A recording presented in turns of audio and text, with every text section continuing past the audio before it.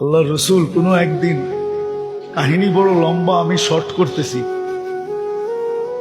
আবু বকর ওমর রাদিয়াল্লাহু তাআলা আনহুকে দেখা আল্লাহ রসুলের হাস্য উজ্জ্বল চেহারা একটু মলিন হয়ে গেছে।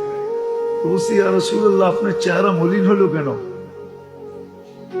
কাজে মলিন হলো এই জন্য, আমার উম্মতে কিছু লোক তৈরি হবে যারা তোমাদের উপরে আঙ্গুল উঠাবে, তোমাদের উপরে আঙ্গুল উঠাবে, তোমাদের উপরে আঙ্গুল উঠাবে। এই কথা পাইবা আমার চেহারাটা মলিন হয়ে গেছে। তো বলছি, ইয়া রাসূলুল্লাহ, কেন আঙ্গুল উঠাবে? আমরা কি করলাম?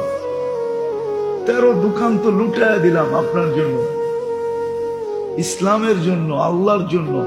দোকান তো 13টা ছিল আমার। ওনার কাপড়ের দোকান 13টা ছিল।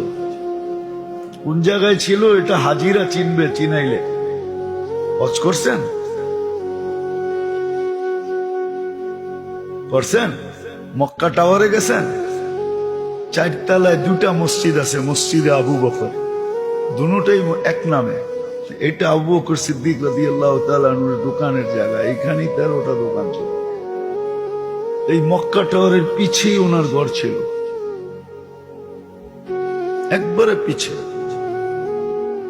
যেটা আগে মিসওয়ালা বাঙালি পাড়া যেত, মক্কা টাওয়ার ক্রস করলেই ঢাকা হোটেল আসতো। এখন তো ভেঙে ফেলছে সব। ডান দিকে ওনার বাড়ি ছিল। 13 দোকান খুঁয়ে দিছে।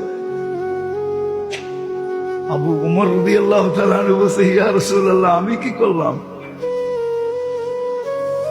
আপনার জন্য তো সব বিলীন করে দিলাম।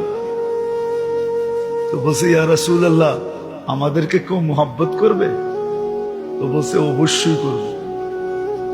আল্লাহ রসুল সাথে সাথে প্রশ্ন করছে, যারা মোহাব্বত করবে তাদেরকে তোমরা দুজন কি দিবা?